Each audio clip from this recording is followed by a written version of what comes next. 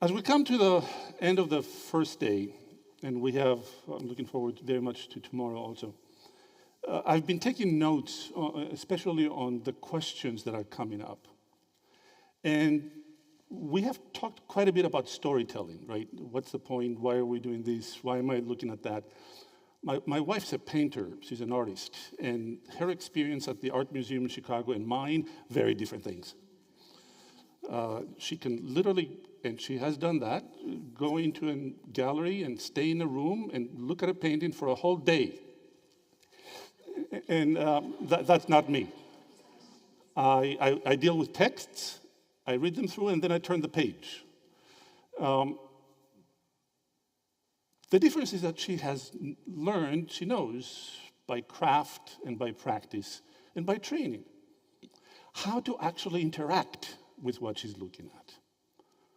She knows what questions to ask that are foreign to me. And you've all seen these. We heard quite a bit about your Italy adventures. Fine, whatever. But you've seen it. Perhaps actually you have been part of that.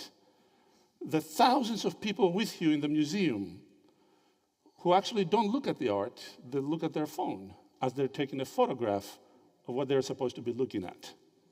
That's a very different experience. It's not actually an embodied experience. It's a mediated experience through various means and filters.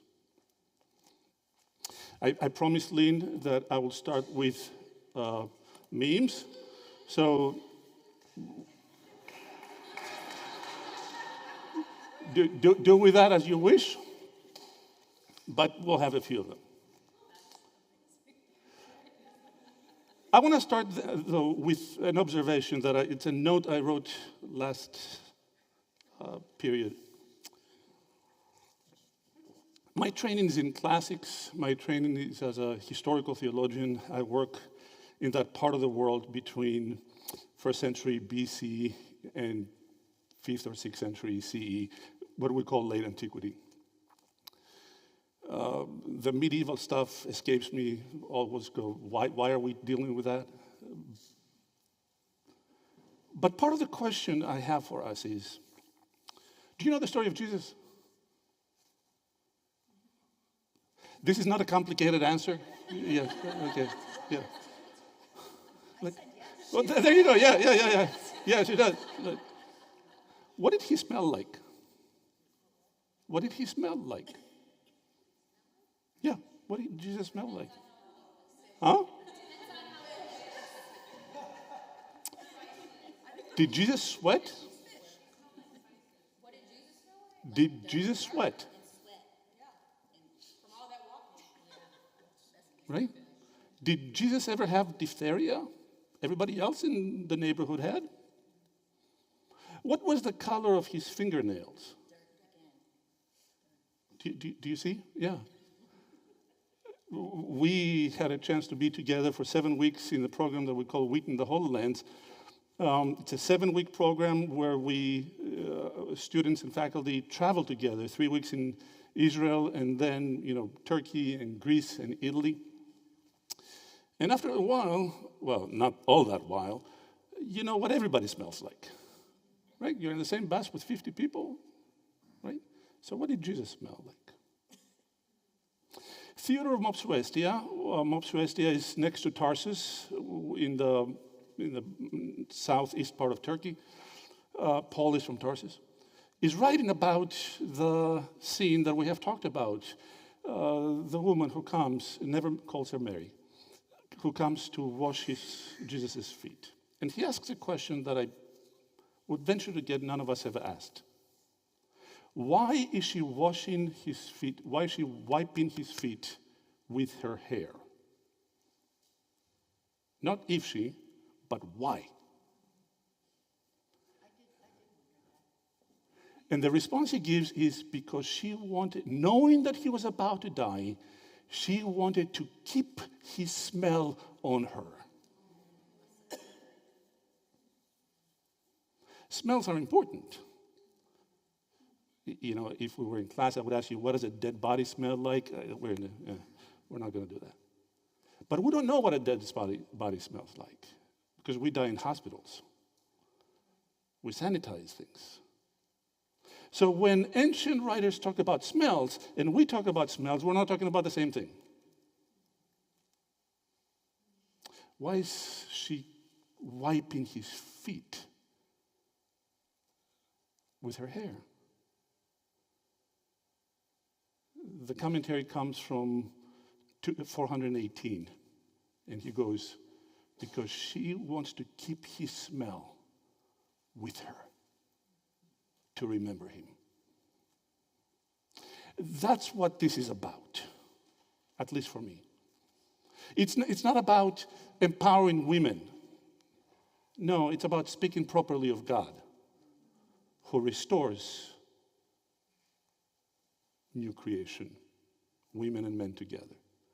This is not the story about women. This is not the story of women. This is a story about women, but it's a story of God. That's what theology actually is. Theology is not the study of God. God is never an object, right? Theology is speaking properly of God. And the question that we have to ask every time we're telling a story is, are we telling the story rightly? Equally as well as which stories do we choose to tell? In a great book called Martyrdom and Memory, Elizabeth Castelli talks about the difference between myth and myth-making and what we call history. Because you and I live in a world in which there is such a distinction. What she reminds us is that what we call myth, or we use the word fantastical, we use the word, all sorts of words to describe what we perceive as to not have happened, yet is part of the story, right? Why is it part of the story? And she goes, for ancient people, all the way through the medieval times, all the way actually to the advent of the post-Enlightenment industrial and scientific revolutions, all the way up to that time, storytelling has a purpose. What's the purpose? Fundamentally, storytelling, myth, or whatever you want to call it, is a means of unifying the past so as to present a unified present with the hope of a meaningful and unified future. Does that make sense? We think of history as a sequential movement of punctiliar events separated from space and time. They never thought that way.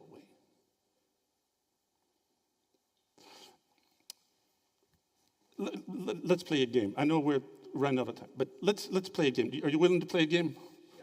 The answer is always yes. Play the game. Okay. I want you to close your eyes. I'll give you like 10 seconds for the giggles to go away. And I want you to respond back to me. It's a word association game. The first image, picture that comes to your mind. Okay?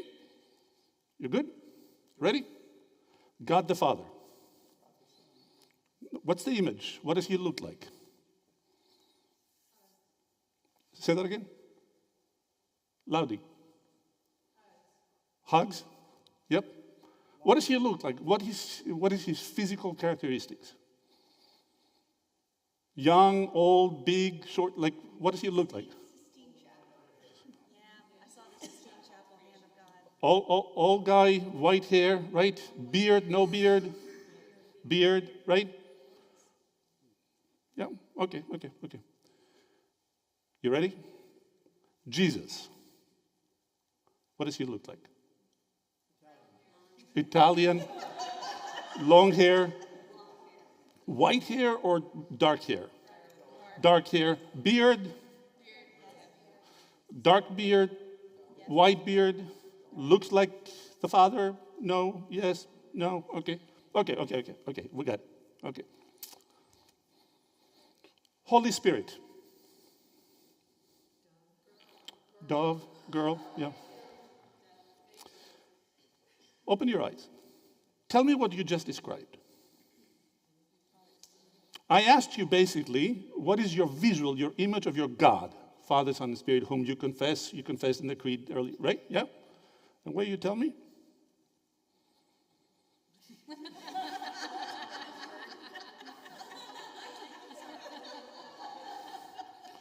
Two guys and a bird. Why is that important?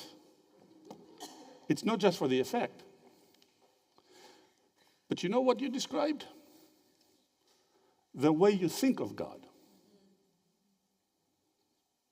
The Father different and other than, separated from and separable from the Son.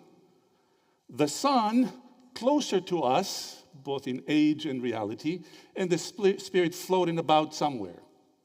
We're in Lent. Would you do me the favor, as we're moving towards Easter, pay attention to the sermons you hear? How do they describe the act of the triune God, Father, Son, and Holy Spirit? Most often, two guys and a bird, and we don't mention the bird. How we visualize, how we conceptualize, how we experience is how we believe. Lex orenti, lex credenti, one of the most ancient mottos, principles of the church. The way we worship, the way we think is how we believe. Experience comes first. First, as Christians, we worshiped God, Jesus as God, even says Pliny the Younger, before we even had developed the grammar how to speak of the triune God. Do you see? Storytelling matters. If you tell the story of Jesus as the super macho kind of like the one who, you know what happens? What do you do with humility? What do you do with his suffering and death? By the way, where's the Father in all this? Floating about somewhere? And the Spirit taking photos? Like, what's the role of the Spirit? There's a reason why iconography depicts Father, Son, and Spirit together. Present, always present. The voice or the light that comes from the Father. The Spirit, somewhere there, the bird, right? The dove, somewhere there, and the Son. Why? Because God is not separable in three distinct modes or individuals. Every act of God is a unified act. First principle of theology. So let's talk about storytelling. I was born and raised in Greece, in Athens.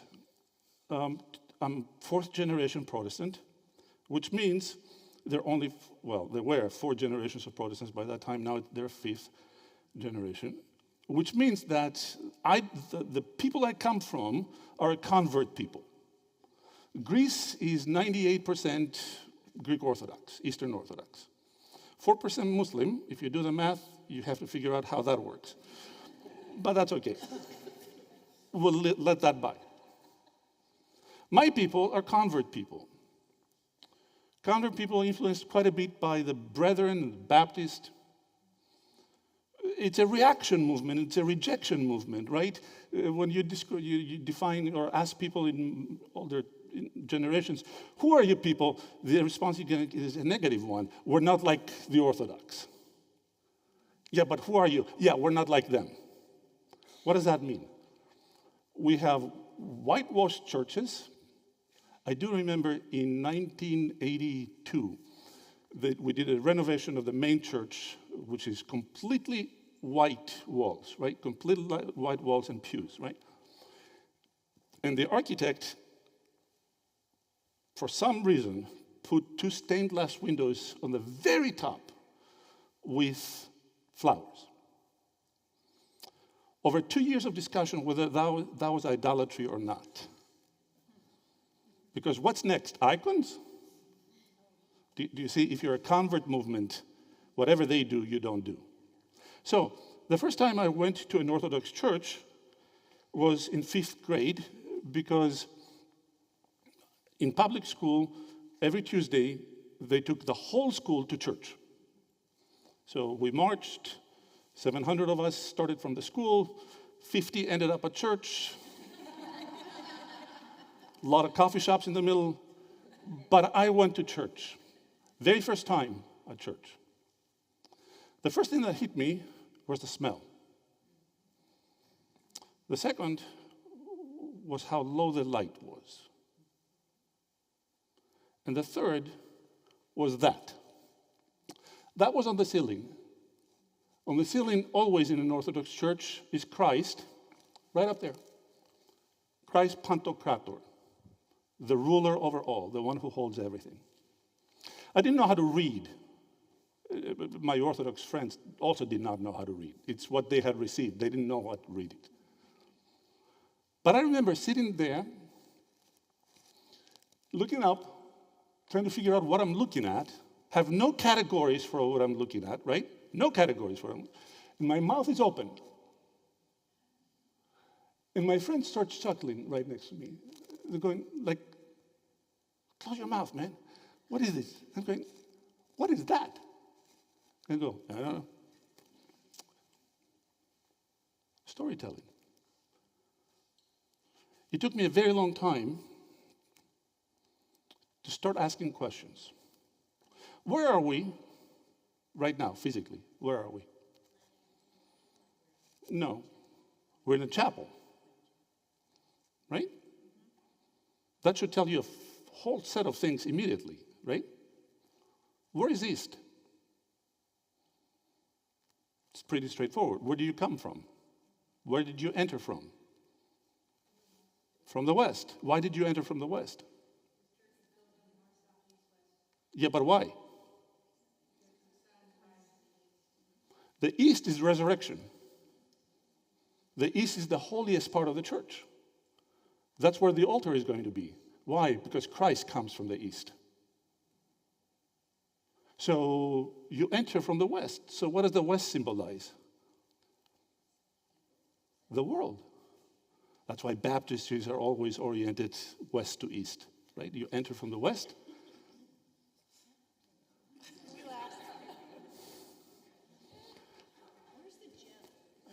Yeah. We enter from the West, we live behind the world, and our attention is not here. Our attention is there. Have you seen many Orthodox multi-purpose churches? We're Protestants, we're going to do things a bit differently. But do you see? The building tells you a story. It orients you towards your goal, which is what? To leave the world behind and be fed, be united with Christ. Does that make sense? I knew nothing of that. All I knew was these people are idolaters, they're superstitious, we don't like the smells, and what on earth is all that stuff? They looked like nothing like Jesus because Jesus didn't look like that. And what are these stories about? Sounds familiar?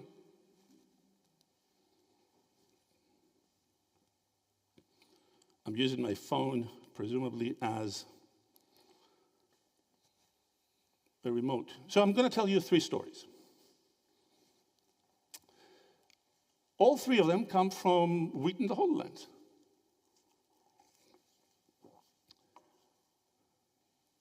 We end up our time together in Rome. We end up in Rome because we follow Paul through the end of his life. And one of the days that we are in Rome, of course, we come to the Vatican, St. Peter's, but we begin at the Vatican Museum. Throughout our time, for 6 weeks, 7 weeks, we have been with the students, and we have looked at museum after museum after museum. It's always funny. The first 3 days, 4 days a week, they take 1,000 pictures, right? Never mark them, never know what they are. They just take the pictures. Like by the 7th week, they go, more stones? Like, what is this? More statues? It's the pottery, yeah. Hannah was with it, yeah. But we've learned how to read a bit of the marble, right? You've seen Tiki and you've seen the coverings. We've learned how to see the priestly emperor, right? Augustus as a priest, not as an emperor, right? We've learned to see the garments of women and men differently.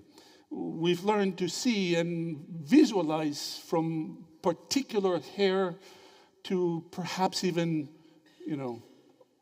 if we pay attention, variety of imagery in the person, in the face. So we come through the galleries, right? I was looking and I was tempted to put an image of the gallery that is empty here, but that has never been anyone's experience ever. So there you go. Remember these galleries, for those of you who were in the Vatican? 8,000 people with you, right? What are you looking at? Most people don't look at anything, like literally anything. You're casting your eyes and you're inundated by, first of all, the numerous samples that you have, right? And these are just samples of what's downstairs in the galleries. But most people don't have the luxury to stop and look, because the tour guides, their job is to push people out, right? You got to get them out. An hour and a half, you have to be out. And for some reason, you have to go through the whole of the tapestries. Why on earth would I? Anyway. So in our journey, we come to a gallery. It's a long gallery that's called Ordinary Statues. And of course, I had to put this here. You're welcome. She may or may not show up again. Yeah. And even though some of them are not ordinary, the hairstyle tells you, right? We're in the statues of the garden of the Gallery of the Ordinary. One of them is always the funniest one. One of them is this one. The description is all men carrying water. Right? Right across from him, there's this. Literally right across. He's on the right, the other is on the left. So what is this? Every time, regardless of what the tour guide does, I stop here with my back to the statue. And I talk about color. It's a statue of a young boy. That's how actually it's described. Statue of a young boy. Remember, this is the Gallery of Ordinary Statues.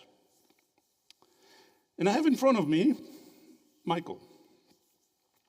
Michael is a brilliant, funny, articulate, musical, very talented African-American student who's looking at me with that statue behind me, right?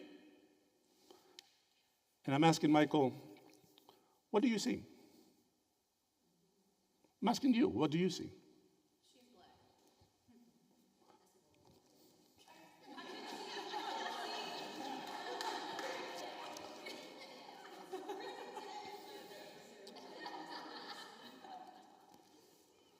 Do you know that Michael could not see that? He couldn't. I asked him, Michael, does he look like you or me? And then he goes, oh, he looks like me. Why not? What do these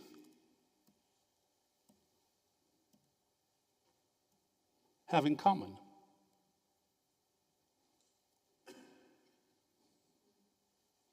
White marble. White marble. Michael could not see himself because the marble has been washed away. Ancient statues, ancient marble was never white. Can you imagine walking in a world of white columns and white marble? You go blind. And therefore, he could not see himself as part of the story. He could not see the color of his existence. He could not see himself in the story. It was interesting. It was fun. It was nice. But he was not part of the story. You remember the story of this one? This painting existed in New Orleans in exhibit for over 100 years until it was transferred to the Met in New York, and they started doing a restoration. And suddenly they realized, whoa,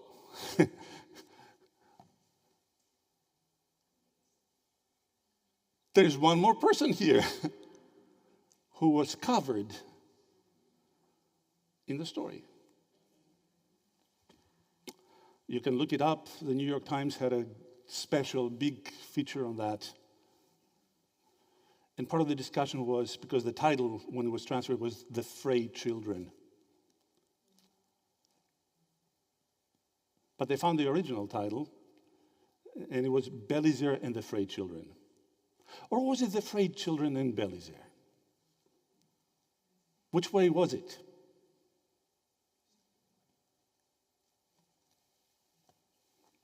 It makes a difference.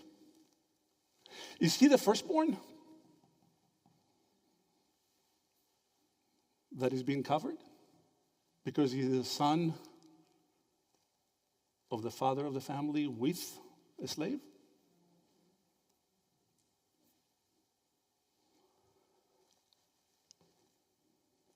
It's like this. You've seen it before. I couldn't get a good picture. Are the plates upside down or right side up? Take a moment. Because when they flip, and they will flip if you keep on looking, there is no way to look at them again the other way. Do you see? I changed nothing. And it's usually when you look at this plate that everything changes because of the shadow. Storytelling, quite often, is an optical illusion. Because storytelling has a purpose. And most often, we don't ask the question, what's the purpose?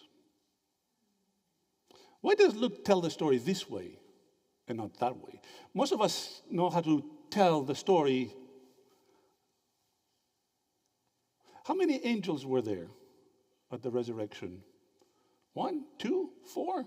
Was it late at night, early in the morning? When was it? How many women were there? Was it 1, 3? What's happening? What's the first church in Europe? Go. What's the very first church ever in Europe? Very first church. Huh? Which church in Philippi? You have 2 churches in Philippi. The first one, yeah. You see, the first church in Europe is at Lydia's household. I guarantee you most people are going to say it's the jail, the household of the jailer. Who's the first apostle? No, yeah, speaking to the choir here. But think about it. We have reserved the title, we have made a noun into a title, apostle, right? Apostolos. Apostolos is the one who sent with an apostoli, a mission. Who sent with the first mission? Mary. The Samaritan woman, yes. Yes. But we don't tell the stories like that. Do you see how once the story flips for you, you will never see it the same way again. But it's got to flip. So keep on looking. Keep on staring at the statue until you realize yourself in it. Until Michael understood that, he could not see himself part of the story. Because what he was looking at was this. The beautiful church of San Clemente, one of the most ancient, if not the most ancient church in Rome, right?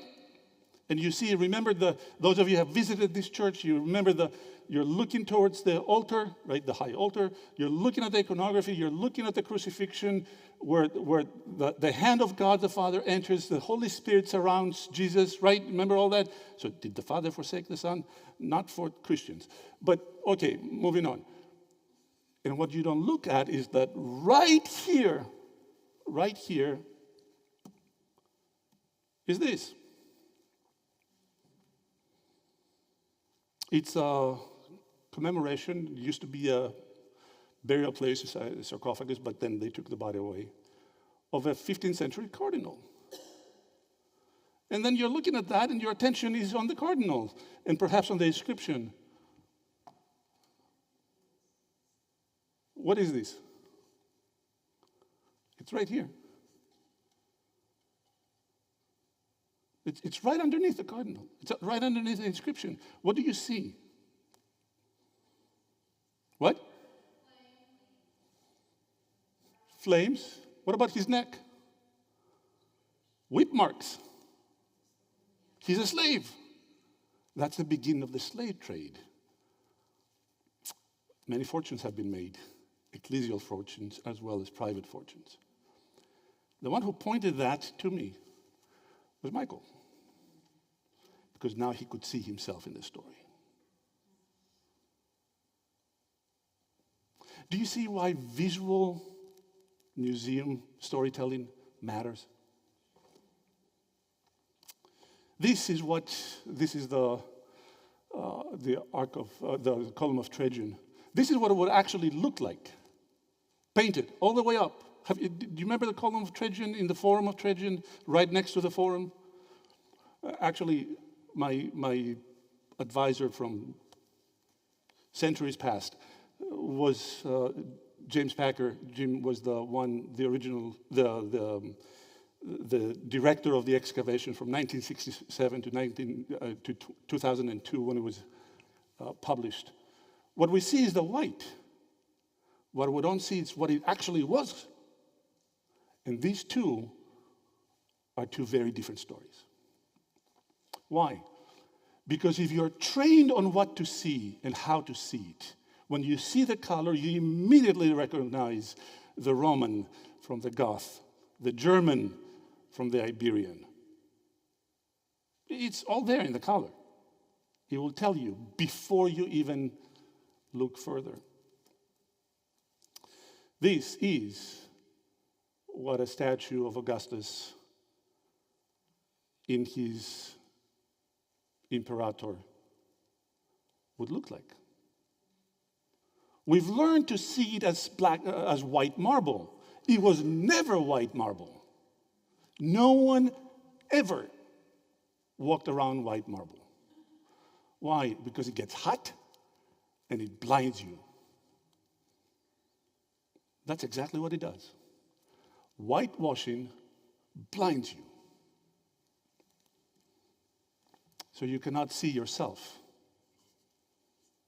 in the image, in the story. Story number 2.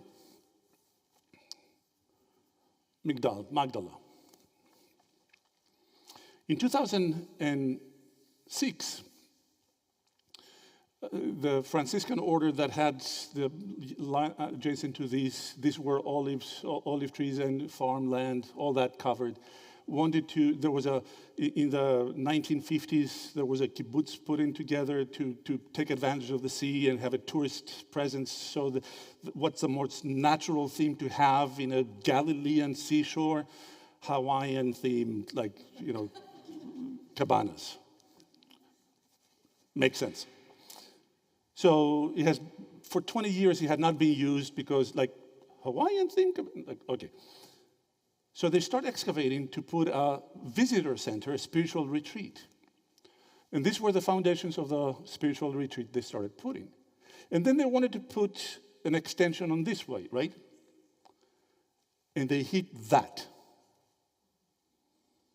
30 centimeters below the ground. It's this. It's one of the 2 first-century synagogues in Magdala. A synagogue that actually my colleague Jordan Ryan was part of the excavation, the original excavation of that. He wrote his dissertation on that. Not only is it the church in Magdala, but we can actually date that that's the only church active at the time of Jesus. Why? Because it was boarded up for the invasion of that Josephus describes in the Roman reoccupation after the revolt. The last coin found in the synagogue was 63 CE. So if there is one thing, when we go to Israel, people say, why do you want to come to Israel? Because every student goes, because I want to walk where Jesus walked. And we go, okay, that's not going to happen. Except for this. When you go to Israel, this is actually where Jesus walked. and the street that runs from here is a first century street. So the synagogue is there for you to visit. The tabernacle up in the Galilee that was in the synagogue represented the tabernacle is there. The original is in the museum in Jerusalem. And on the backside, right next to the sea, the order of the Knights of Galilee built a church. Have you visited? How many of you have been to Magdala, the church? It's a church that, did we visit? No, because we went in 14. It opened in 2016. It's a peculiar church. It's built like no other church that you have ever seen. Ducin altum means cast into the deep, right? It's Jesus' admonition to the disciples when they come to the shore. And it says, go and cast your nets to the deep. The entry, instead of having a narthex like most churches, which is a rectangular narthex, has a round atrium. A round atrium, they call it the atrium of women, we'll come back and see it in a moment, surrounded by 5 chapels on the sides. Each chapel is dedicated to one of the stories that the 5 stories in the Gospels that took place there. You see, the church is oriented towards the east, like proper churches.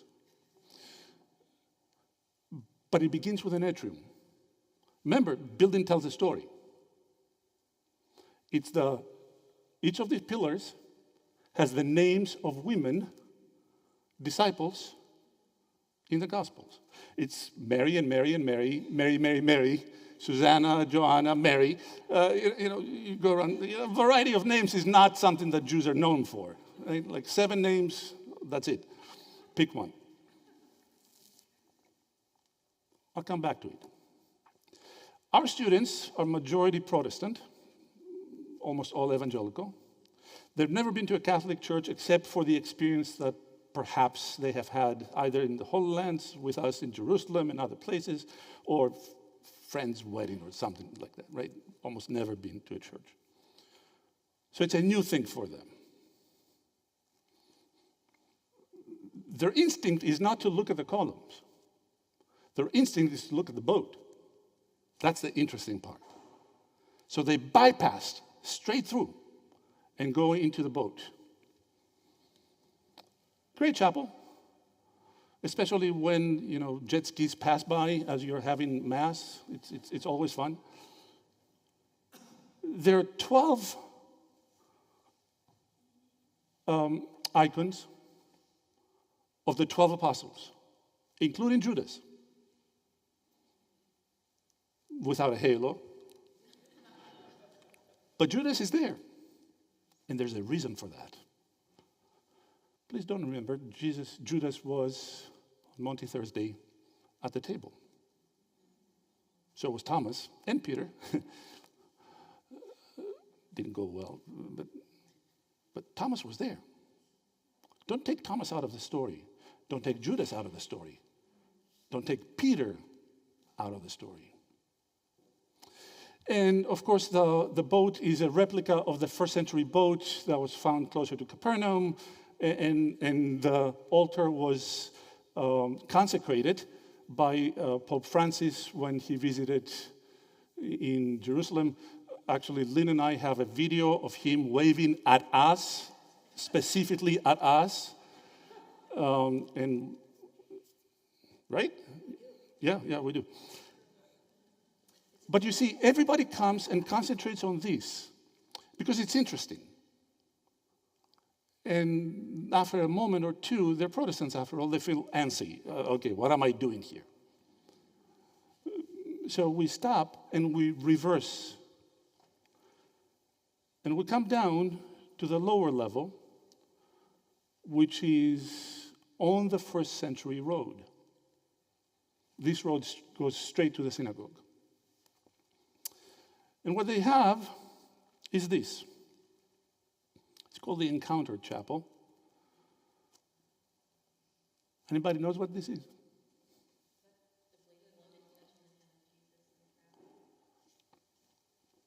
What's her name?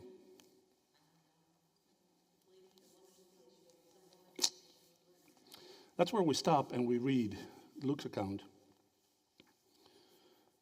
She's nameless until a moment in the story where everything changes. So what's her name? Daughter. Jesus gives her a name, right?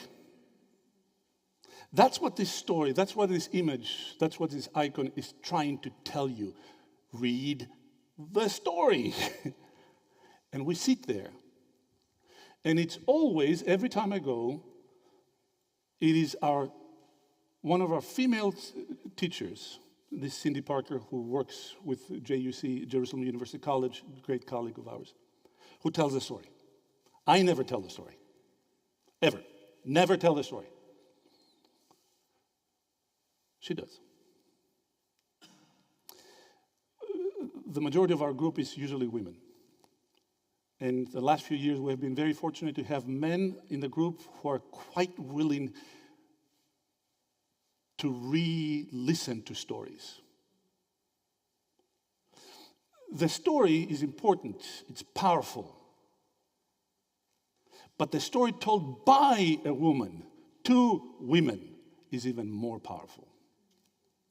Remember, they have come through the church, didn't stop at the atrium of women, right? They went to the boat, made no sense to them. They came back down, and now they're in tears.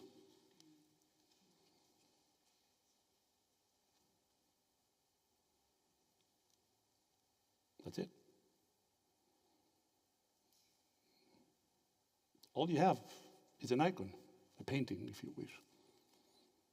That's all you got. Which stories you tell is equally as important as how you tell the stories, which is equally as important as who tells the stories. Do you see the difference? They've never learned, and I insist when we go to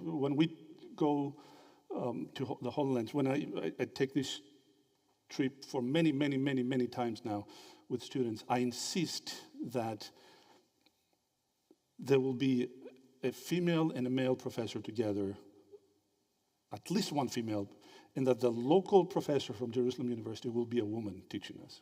Why? Because our students have not learned to hear the voice of Jesus through a woman's mouth. Our men have not learned to hear the voice of God spoken through a woman's mouth. It's always funny. I get 18-year-old, young students male students who are ready to persuade me, to show me from Scripture that God does not allow women to preach or to be pastors. My first question is always the same. Have you ever had a female pastor? No. Well, then don't talk to me. Here at churches with women pastors, good pastors who also are women, spend 2 weeks with them, then we'll talk again. Some of them have taken me on. Because learning to hear the story and learning to hear the story from the mouth of a woman are two very different things. Can God speak through a woman?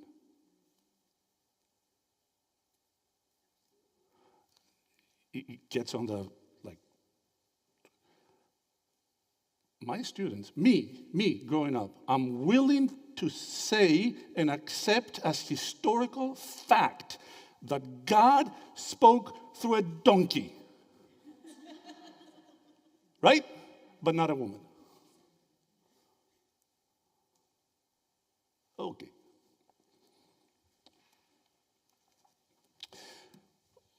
So we come up now in silence or sobbing, and they start walking around from pillar to pillar and now seeing. And of the pillars that are, the 7 pillars, one of them has no names on it because it's their pillar. And for some reason, I don't know why, they all congregate around that pillar. And they start hugging, and they start crying, and they start laughing. And I'm like, the most important part is to pay attention to these guys. This is easy. At some level, it can be emotional manipulation. You can, as a teacher, you can make that happen, right? It's not that hard. They're young, they don't know better. The problem is this. What? I'm old. It's my gift. And there's nothing more delightful than to see these young men surround these women and pray for them. There is nothing more disheartening than to see their age group remove themselves 3 steps back and say, this is just nonsense. Why? Because good history is at the end, as I say here, or as Rowan Williams says here, is a moral affair. History is not about dates. Museums are not about paint colors. It's a moral affair. And yet, this is what we do. This actually is right outside in the gift shop at Magdala. Augusto Gonzalez in Mañana says, a book of Bible stories, like, thinking of the Bible as Bible stories, right? Usually includes a story of David and Goliath, but not of David and Bathsheba. The story of Solomon's wisdom is threatening to divide the disputed baby, but not of Solomon's idolatry. Such Bible stories are not political and socially neutral. They have an agenda. Whether we want to accept it or not, they have an agenda. Albeit hidden from the children who read them, from we who buy and distribute them, and even from those who wrote them. The agenda is precisely to promote an innocent reading of Scripture. And this history, as already noted, serves to justify the present order. Such an understanding of Christianity is very political indeed, and it is intended to support the agenda of the status quo. Have you ever read your Bible as a political document? Have you ever prayed the Lord's Prayer, putting yourself at the foothills of Galilee, up in the basalt hill, right at the border between the Jewish state or Jewish province and the Decapolis, the Romans? The garrison, the Roman garrison, the 10th is right there. People have been amassed. Obviously, Romans are going to come down to keep the order. And Jesus says, "Our Father, may your kingdom come." You're a Roman now. You're hearing that, right? Do you not send back for reinforcements?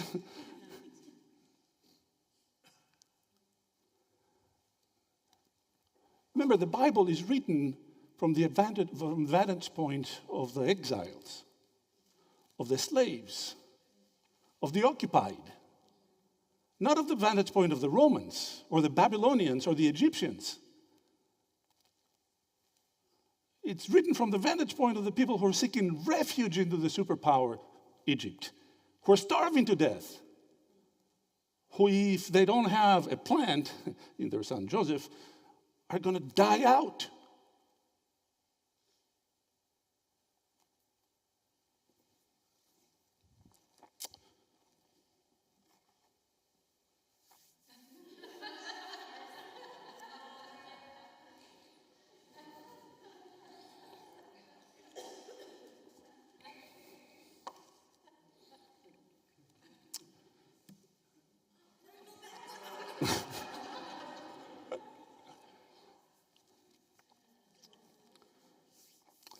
This may sound funny to you. That's how I grew up. That was my church. That's storytelling. I bet you money, oh no, we're in a trap. I venture to guess that you try to find yourself here, because that's how you trained.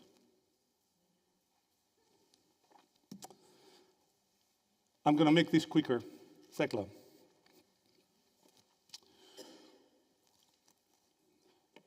This is from the museum. This image is from the picture is from the museum in Dion, which is the museum at the foothill of Mount Olympus. In 2022-21, there was a huge fire in the island of Evia, which is the long island to the east side of mainland Greece. Immense devastation. We have a church on the north side, so we were visiting there. And as we're coming up the last hill, I see this church. And I say, that's a great picture. It has blue on the sky. Like, I'm going to use that picture somewhere. So stop the car. My wife thinks I'm mad. I get out to take the picture. And as I'm taking the picture, right, devastated, burned on the inside, I look at the name of the chapel. Agia Thekla. Saint Thekla. In the mountain of Evia, of an island in Greece, 2,000 years after the story. Okay. The year later, last summer, I went back. What do you notice?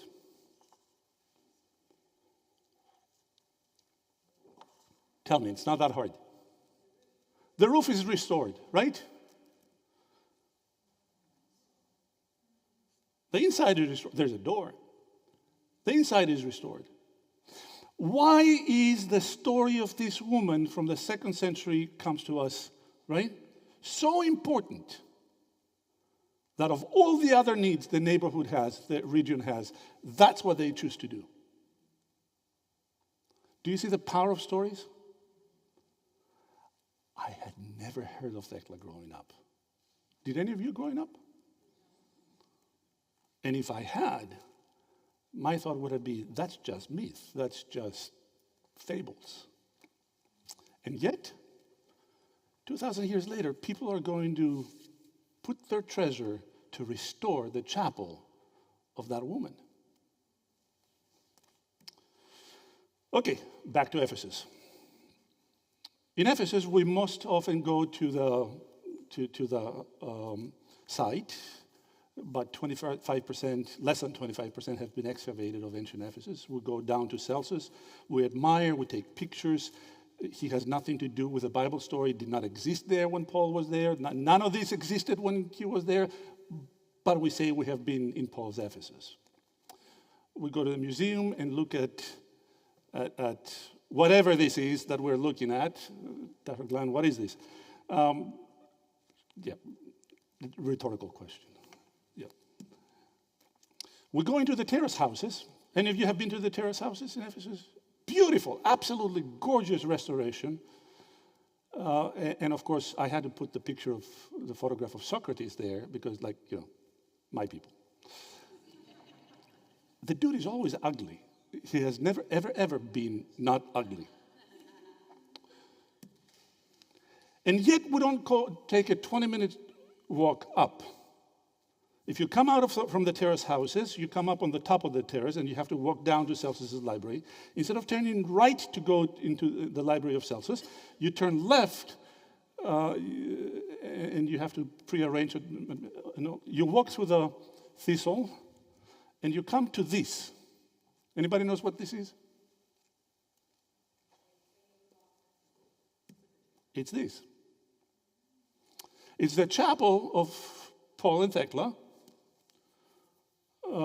It has a lot more iconography, all the walls were. But it's one of the most famous images of Paul, Thecla, and Theoclia. Paul in Iconium, the story says, is teaching, and Thecla is listening from the window. Her mother, Theoclia, takes the posture of Paul, saying what is and what is not to be done.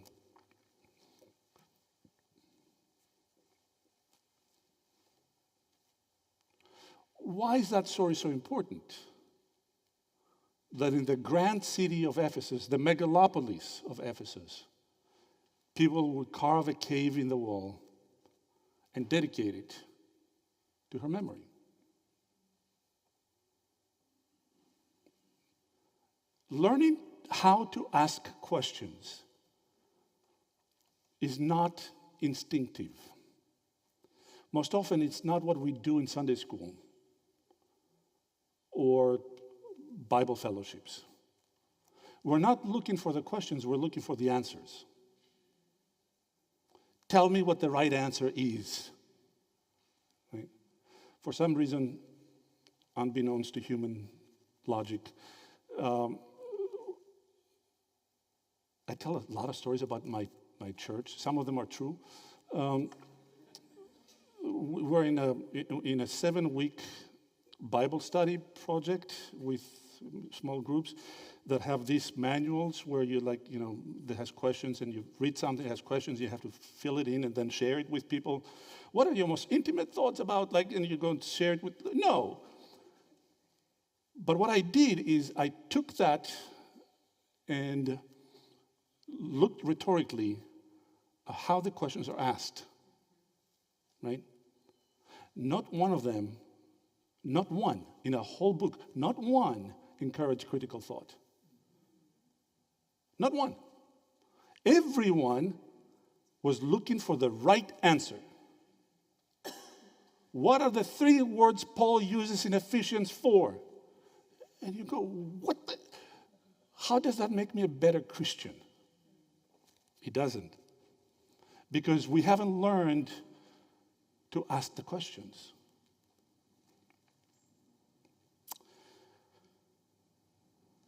So we move on from Ephesus to Thessaloniki in the north of Greece.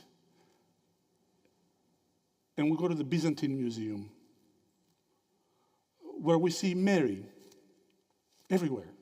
It's normal, it's natural for Christians to think and be with and tell the story of and through Mary, the Mother of God. At least not for evangelical Christians, but for Christians, historical Christians. Because the story of Mary, I'm not trying to make a joke, I'm actually saying, the story of Mary has anchored the story of Jesus. Because you know what? You ain't got no Jesus without Mary. Mary doesn't say yes. Right? But more than that.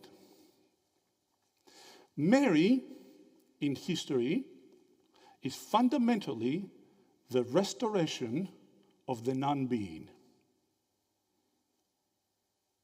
Mary, in theological history, is the restoration of the non-being. What's the non-being?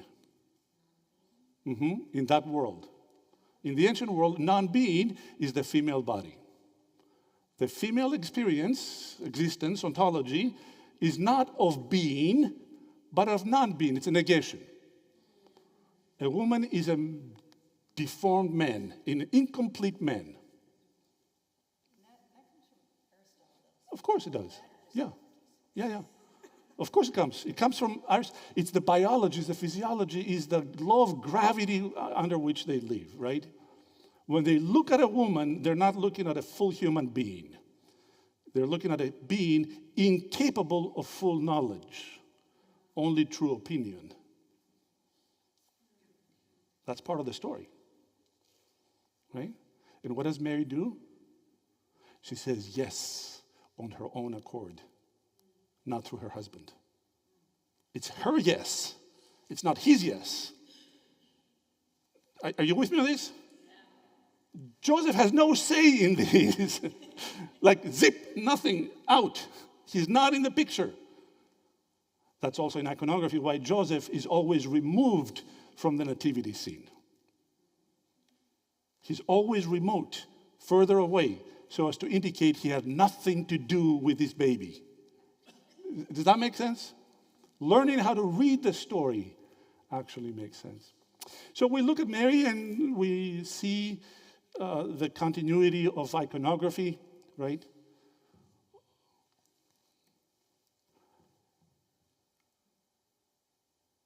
But when I look at that, anyone wants to guess what this is?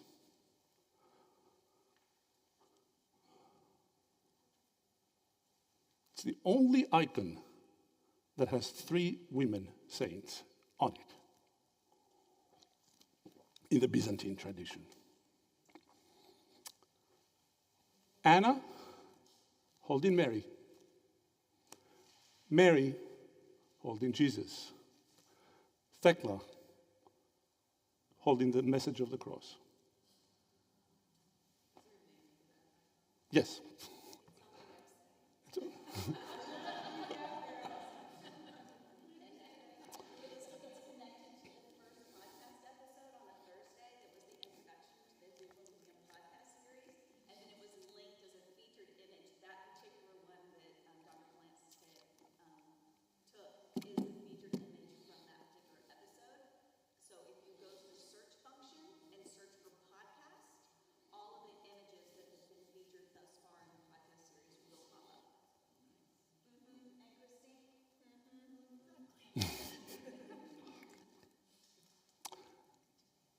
Somebody asked about the Old Testament. You remember what the Old Testament used to be called? The Bible. Scriptures. That's right, the Scriptures. For Christians, they didn't have a distinction between, right?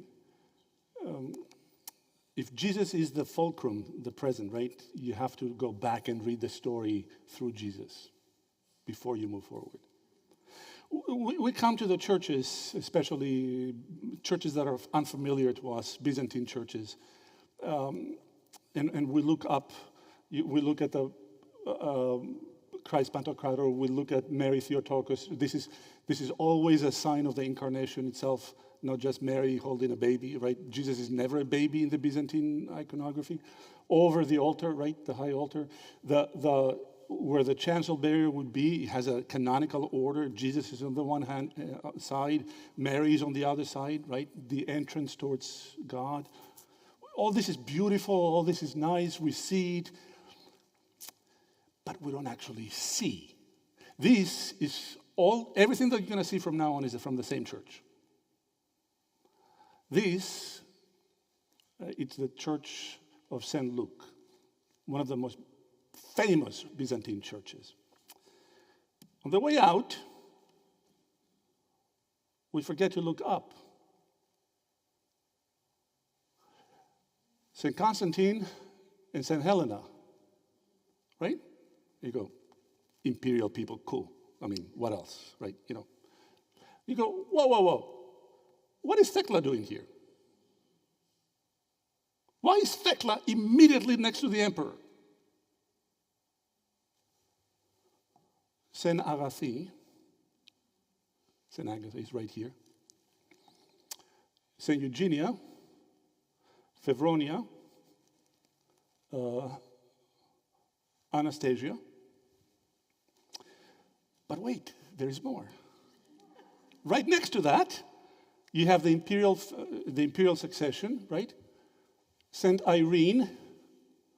By the way, Irene refused always to be called an empress. She was always called an emperor. St. Catherine, St. Barbara, St. Juliana, St. Marina, Santa Marina, Santa Euthymia. That's the last thing you see as you exit the church. Presumably, if you have been trained in these from Yale, what your eyes see, your ears reverberate right in your head, the stories of these women. They're not men, they're women. Constantine is there because Constantine, right? All the others are stories of women. The token men, yeah.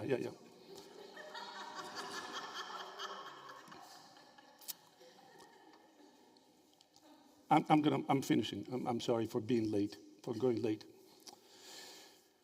But 10 years ago, 12 years ago, 10 years ago, somewhere there? Yeah, 18. The president this is the entrance to the Billy Graham Center at Wheaton College. It used to be empty, and from time to time you'll have rotating pictures, paintings. In 2018, the president commissioned a community art project. And the artists with the students and the staff, everyone together, created this. Like every story, you put yourself in it. That's Wheaton College. That's the old Blanchard. Like, you got to be in there. Thank Jesus there are no pictures of us. But like, who's this? What is it depicting? What's the story it's telling? This woman in Samaria.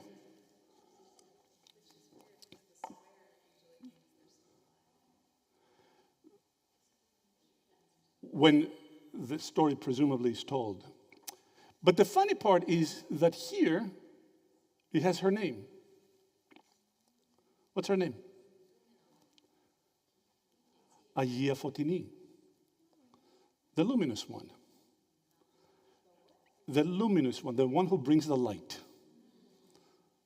Right? What did she do? Before she evangelized. What? She's the first one to call Jesus what? The Messiah, the Christ. Come and see the Messiah. Right? The first one to recognize him as the Messiah. Right? Who's the first one who recognized him as a resurrection, confessed him as a resurrection?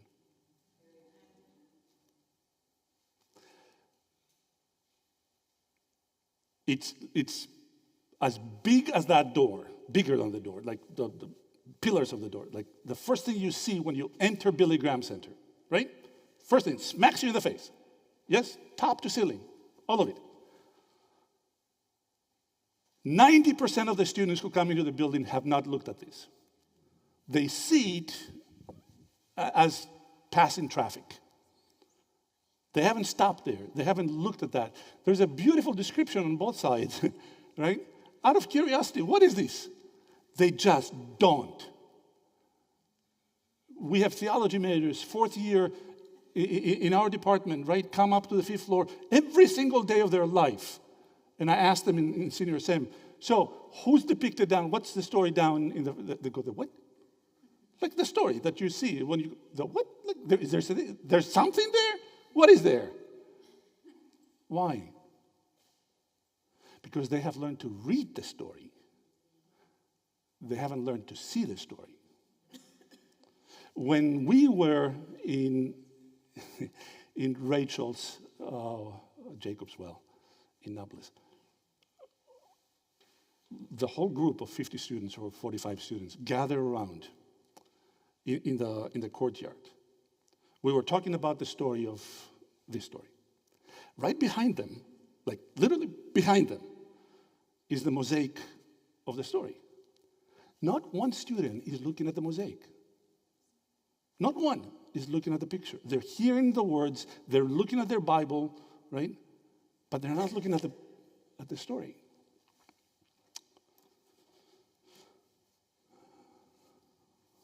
Learning to see in color is a very different experience. Learning to see the hues. There's a reason why in the Orthodoxy or the Eastern Church, iconography does not change. All the problems we had in the previous couple of lectures on medieval times and post-medieval times and chubby this and short that and big, none of that exists in Byzantine iconography. Why? Because the story is stable, right? The story is stable. You tell the same story, regardless of what the church you're in. It is what all Latin Mass used to be for Catholics. And if we cannot see in color, and if we cannot see, then how are we going to also see ourselves in the story? Anybody knows where this is from? Nazareth, the Church of the Annunciation. From China to Korea to Palestine to Malta, all the way to China. So, Lynn and I were in that museum in Dijon, and we're looking around. Remember you saw that in the beginning of the story? What did it say?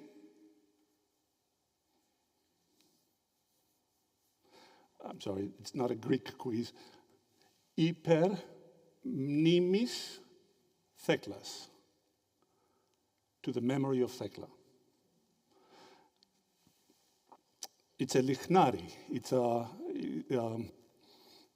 you put your candlestick at the end of that. So you hang it from your ceiling. You have the dedication to the church, in the church. And underneath that, you light your candle.